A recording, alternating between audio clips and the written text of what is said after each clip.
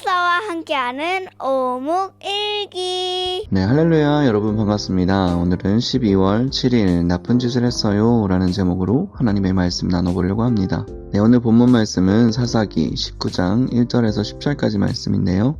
첫 번째 한번 읽어볼 때는 혹시 모르는 단어나 어려운 말, 그리고 이해되지 않는 부분이 있는지 한번 체크해보면서 읽어보도록 하겠습니다. 이스라엘에 왕이 없을 때에 에브라임 산지 외진 곳에 어떤 레위인이 살고 있었습니다. 그는 유다 땅 베들레헴 여자를 첩으로 데리고 살았습니다. 그러나 그 여자는 레위인에게 나쁜 짓을 저지른 후 레위 사람을 떠나 자기 아버지의 집으로 도망쳤습니다. 그 집은 유다 땅 베들레헴에 있었는데 그 여자는 그곳에서 넉 달 동안 머물러 있었습니다. 그 여자의 남편은 여자를 데려오고 싶었으므로 자기 종과 함께 나귀 2마리를 끌고 길을 떠났습니다. 레위 사람은 그 여자의 아버지의 집에 도착했습니다. 그 여자는 레위 사람을 들어오게 했고 여자의 아버지도 그를 보고 반가워했습니다. 레위 사람의 장인은 그에게 머물러 있으라고 권고했습니다. 그래서 레위 사람은 3일 동안 그곳에 머물렀습니다.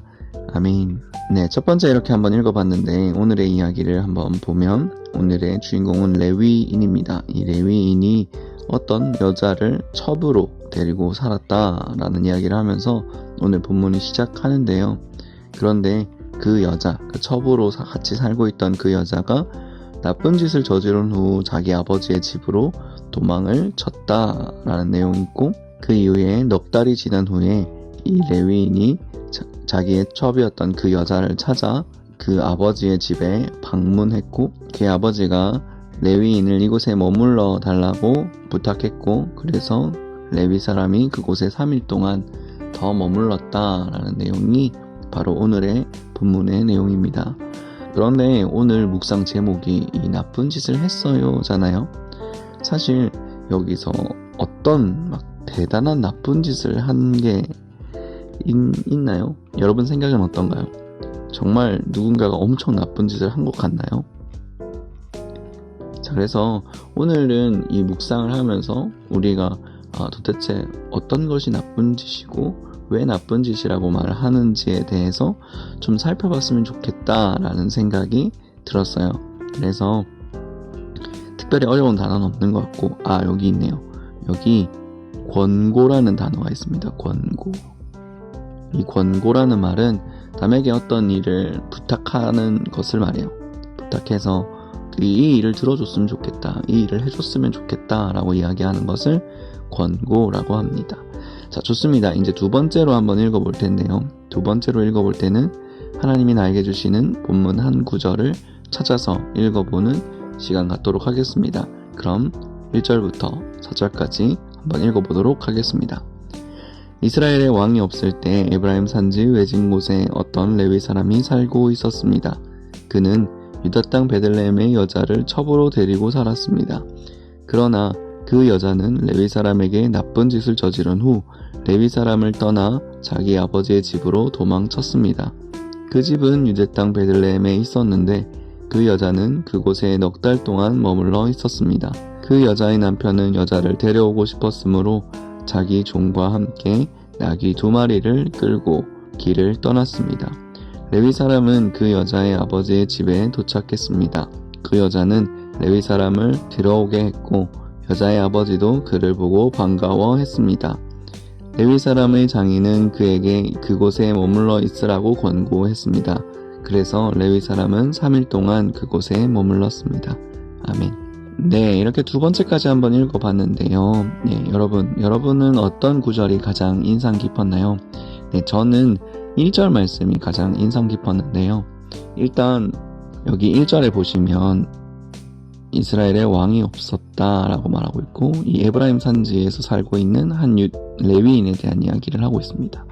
그리고 그가 어떤 사람이었냐면 그 유다 땅 베들레헴 여자를 첩으로 데리고 살고 있었던 사람이었습니다. 네, 제가 오늘 이 본문에서 1절을 왜 좀 주의 깊게 봤냐면 이 본문에 등장하는 주인공, 등장인물이 바로 레위인이었기 때문입니다.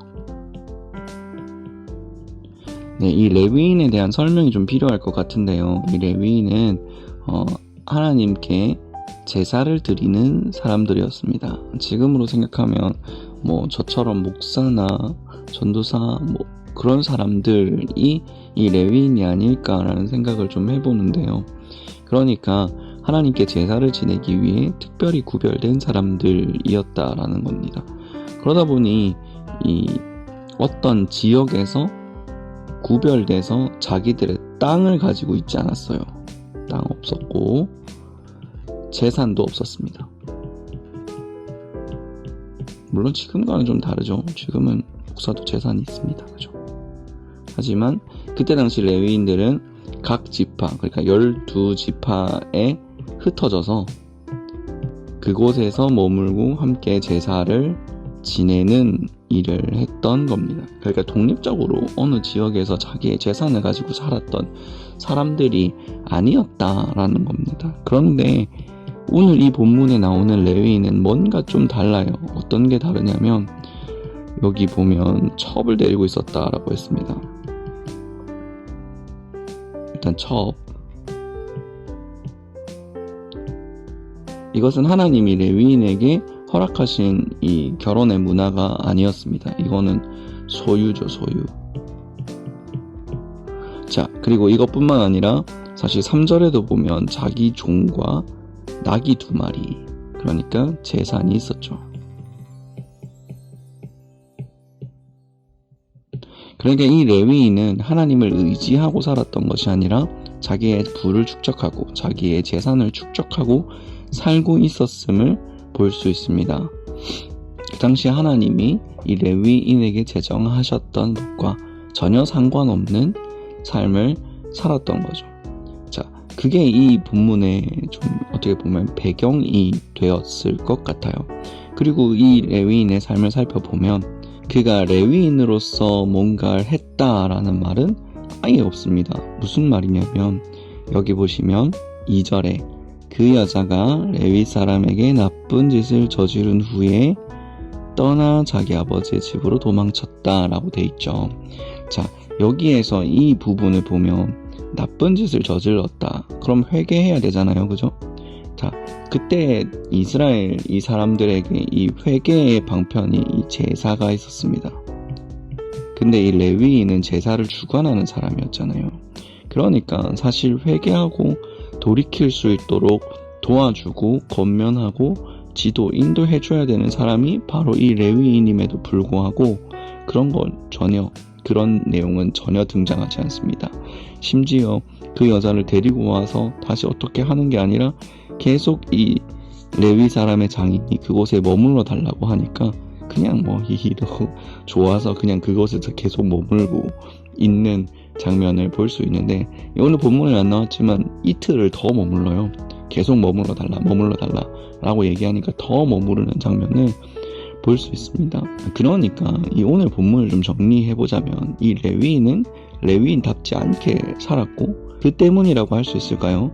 사람들, 이스라엘 백성들은 하나님에게서 굉장히 멀어져 있는 모습을 볼 수 있습니다. 오늘 본문에 하나님 찾는 내용 하나도 없죠.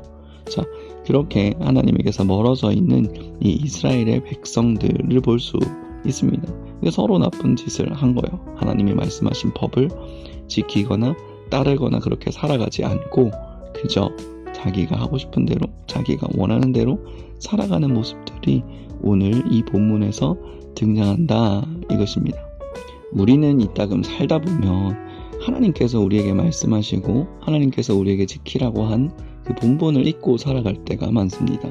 그러니까 예를 들어 나누고 베풀고 살아야 함에도 불구하고 자기의 것을 위해서 또 자기 것, 나누는 것을 엄청 싫어하고 나누지 않으려고 하고 자기 것을 더 챙기려고 하는 모습이 있는가 하면 고운 말, 좋은 말을 쓰지 않고 나쁜 말을 하기로, 일부러 상처 주는 말을 하기에 선택하기도 하며 또 심지어 때에 따라 폭력을 휘두르기도 하죠.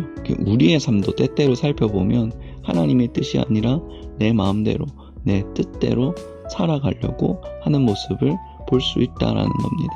심지어 여기 오늘 본문에 레위인도 그랬어요. 레위인은 하나님과 가장 가까운 사람이잖아요.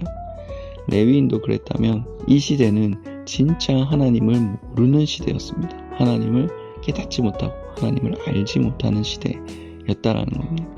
우리도 하나님을 알지 못하는 시대를 살아가고 있지 않나 한번 되돌아봤으면 좋겠습니다. 오늘 하나님이 우리와 함께 하심을 깨닫고 하나님이 나를 통해 어떻게 일하시길 원하시는지, 어떻게 나와 함께 하기를 원하시는지 깨달을 수 있는 우리 모두가 됐으면 좋겠습니다. 자, 그러면 이제 세 번째로 오늘 본문을 한번 읽어보도록 하겠습니다. 이스라엘의 왕이 없을 때 에브라임 산지 외진 곳에 어떤 레위 사람이 살고 있었습니다. 그는 유다 땅 베들레헴의 여자를 첩으로 데리고 살았습니다. 그러나 그 여자는 레위 사람에게 나쁜 짓을 저지른 후 레위 사람을 떠나 자기 아버지의 집으로 도망쳤습니다. 그 집은 유다 땅 베들레헴에 있었는데 그 여자는 그곳에서 넉 달 동안 머물러 있었습니다. 그 여자의 남편은 여자를 데려오고 싶었으므로 자기 종과 함께 나귀 2마리를 끌고 길을 떠났습니다. 레위 사람은 그 여자의 아버지의 집에 도착했습니다. 그 여자는 레위 사람을 들어오게 했고 여자의 아버지는 그를 보고 반가워했습니다. 레위 사람의 장인은 그에게 그곳에 머물러 있으라고 권고했습니다. 그래서 레위 사람은 3일 동안 그곳에서 머물렀습니다. 아멘. 네, 이렇게 세 번째도 오늘 본문 한번 읽어봤습니다. 네, 이제 세 번째는 오늘 본문에서 발견한 하나님은 어떤 분이신지 찾아보는 시간이었는데요. 저는 오늘 본문에서 이 하나님의 흔적을 찾아보기가 어려웠습니다. 과연 오늘 본문에서 나타난 하나님은 어떤 분이셨을까요? 네, 곰곰이 고민하면서 그런 생각이 좀 들었는데, 이때 당시에 이 레위인과 레위인의 첩과 그리고 유대의 이 첩의 아버지와 그 많은 사람들은 하나님의 존재를 기억하지 못하고 있었습니다. 그죠? 그런데 그때 당시 하나님이 없었을까요? 저는 그런 하나님을 좀 발견하려고 노력했습니다. 이렇게 잠잠히 사랑하시는 하나님.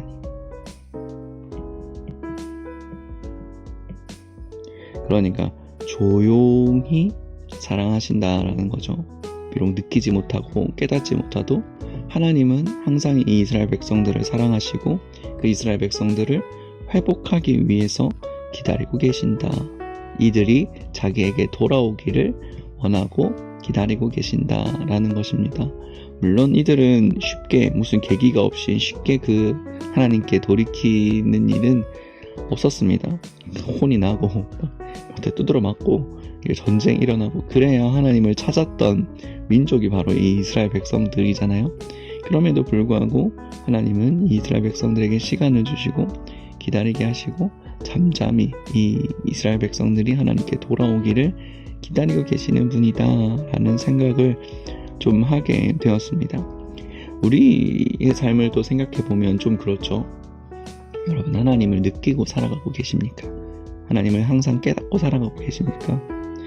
저는 저 자신에게도 그런 질문을 좀 하고 싶어요. 마치 하나님이 느껴지지 않을 때, 하나님이 나에게 막 이렇게 말씀하시지 않을 때, 그리고 막 내 일상이 바쁘고 내가 뭔가 다른 일에 막 열심히 살아갈 때 혹시 하나님이 없다고 생각하고 살아가고 있진 않나? 사랑하는 우리 친구들, 하나님은 항상 우리와 함께 계십니다. 물론 오늘 이 본문에서처럼 전혀 등장하지 않는 것처럼 보일 때가 있어요. 하지만 하나님은 잠잠히 우리를 지켜보시고 우리가 하나님을 찾기를 바라시는 분이라는 사실을 꼭 기억했으면 좋겠습니다. 그럼 우리 함께 기도할까요? 사랑해 주님 감사합니다. 우리를 지켜주시고 인도해 주셔서 감사합니다. 오늘 이스라엘 백성들의 나쁜 짓을 하는 행동들, 더 이상 하나님을 찾지 않고 자기가 원하는 대로 이제 하나님을 섬기는 레위인조차도 자기 마음대로 살아가는 모습을 보았습니다.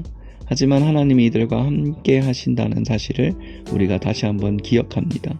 뿐만 아니라 우리와 함께 하신다는 사실을 기억하고 날마다 그 하나님을 의식하고 나를 사랑하시는 주님, 나를 인도하시는 주님을 깨닫고 살아갈 수 있도록 도와주시옵소서.